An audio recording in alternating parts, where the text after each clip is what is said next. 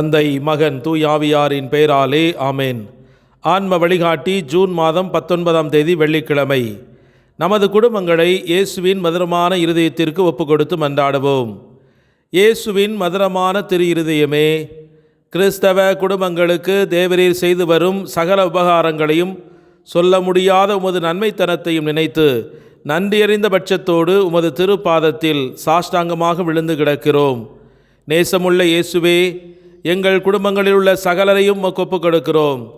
தேவரீர் எங்களை ஆசீர்வதித்து இப்போதும் எப்போதும் உமது திரு இருதய நிழலில் நாங்கள் இளைப்பாற செய்தருளும். தவறி எங்களில் எவராவது உமது திரு இருதயத்தை நோகச் செய்திருந்தால் அவர்கள் குற்றத்திற்கு நாங்களே நிந்தை பரிகாரம் செய்கிறோம்.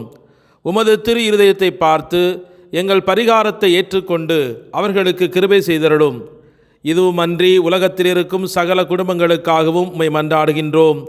பலவீனர்களுக்கு பலமும், விருத்தாப்பியருக்கு ஊன்றுகோலும், விதவைகளுக்கு ஆதரவும், அனாதை பிள்ளைகளுக்கு தஞ்சமாயிருக்க தயப்புரியும்.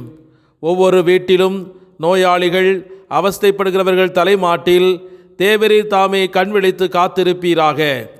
இயேசுவின் இரக்கமுள்ள திரு இருதயமே, சிறு பிள்ளைகளை நீர் எவ்வளவோ பட்சத்தோடு நேசித்தீரே. இந்த பங்கில் உள்ள சகல பிள்ளைகளையும் உமக்கு ஒப்புக் கொடுத்து மன்றாடுகிறோம். அவர்களை ஆசீர்வதியும். அவருடைய இருதயத்தில் விசுவாசத்தையும் தெய்வ பயத்தையும் வளரச் செய்யும்.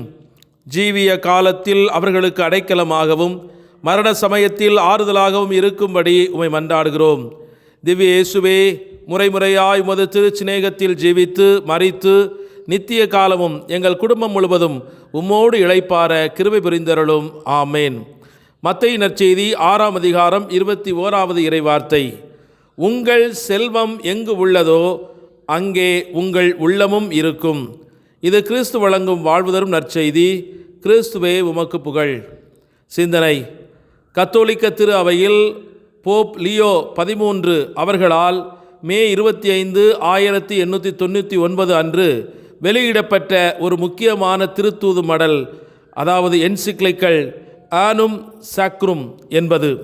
ஹோலி இயர் என்பது ஆங்கில மொழிபெயர்ப்பு, தமிழிலே புனித ஆண்டு ஆகும். உலகளாவியதும் புனிதமானதுமான இந்த விசுவாச பிரமாணமும் பக்தியும் மனித இனத்தின் தலைவரும் உன்னத ஆண்டவருமான இயேசு கிறிஸ்துவுக்கு மிகவும் பொருத்தமானதாகும்.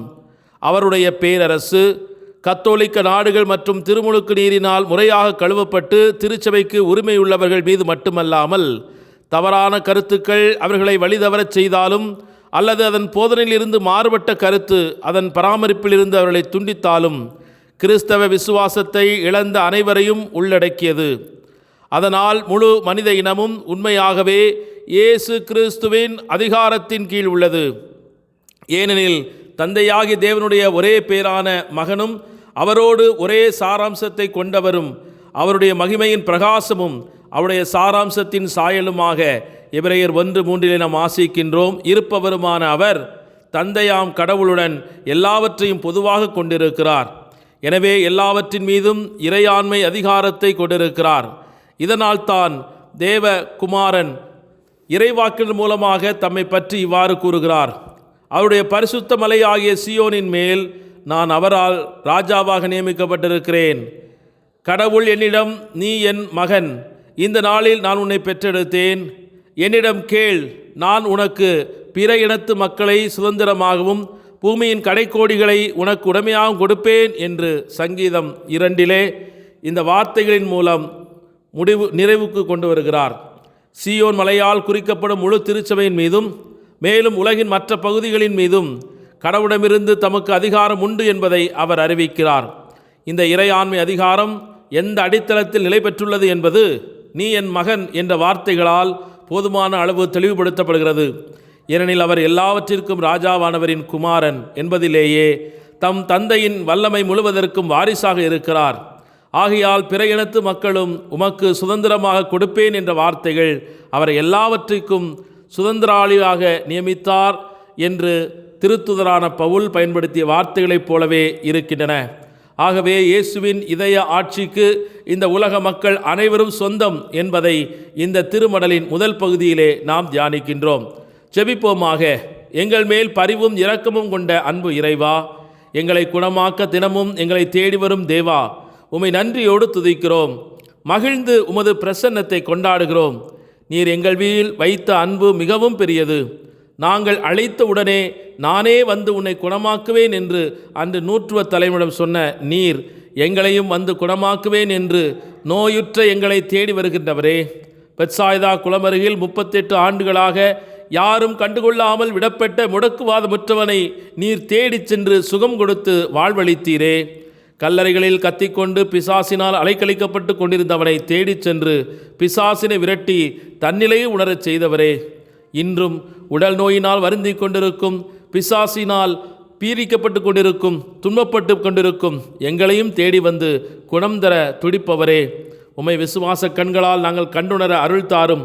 உம்முடைய வல்லமையை, வலிமையை, ஆற்றலை அறிந்து அறிக்கையிட்ட நூற்றுவத் தலைவனைப் போல தகுதியற்ற எங்கள் பலவீனங்களையும் பாவங்களையும் நினைத்து மனம் வருந்தி உமது பரிசுத்த இரத்தத்தால் எங்களை கழுவிக்கொண்டு உமது சுகம் தரும், விடுதலை தரும் வல்லமையின் நாமத்தை அறிக்கையிட்டு உமது ஆற்றல் வாய்ந்த இறைவார்த்தைகளை அறிக்கையிட்டு சுகம் பெற்றுக்கொள்ள அருள் தாரும். அன்பு ஆண்டவரே, ஒரு சொல்லால், ஒரு தொடுதலால், ஒரு வார்த்தையினால் எங்களுக்கு சுகமளிக்க இன்று திருவுளம் கொண்டவரே, உமது அன்பு பிள்ளைகள் வறுமையிலும் நோயிலும் தனிமையிலும் வாடிக்கொண்டிருக்கிற உமது பிள்ளைகளை இன்று உமது வார்த்தையினால் பலப்படுத்தும், உமது தொடுதலினால் விடுதலையாக்கும். உமது வார்த்தையினால் உமது உள்ளத்தில் இருக்கிற எல்லாவிதமான எதிர்மறை எண்ணங்கள், வாழ்வை பற்றிய தவறான கருத்துக்கள், இந்த உலகத்தை குறித்த பயங்கள், இவற்றிலிருந்து அவர்களுக்கு விடுதலை தந்து, ஆண்டவரே நீரே எங்களை ஆளுகை செய்கிறீர், உமது இதயம் எங்கள் குடும்பத்தின் மீது எப்போதும் ஆளுகை செய்கிறது என்பதை நிரூபித்து எங்கள் வாழ்வை ஆசீர்வதித்து உயர்த்த வேண்டும் என்று எங்கள் ஆண்டவராய கிறிஸ்து வழியாக மன்றாடுகிறோம். ஆமேன். எல்லாமுள்ள இறைவன் தந்தை, மகன், தூய் ஆவியானவர் உங்கள் அனைவரையும் நிறைவாக ஆசீர்வதித்து புனிதப்படுத்தி வழிநடத்துவாராக. ஆமேன். இயேசுவுக்கே புகழ், இயேசுவுக்கே நன்றி. மரியே வாழ்க. இயேசுவின் இரத்தம் ஜெயம்.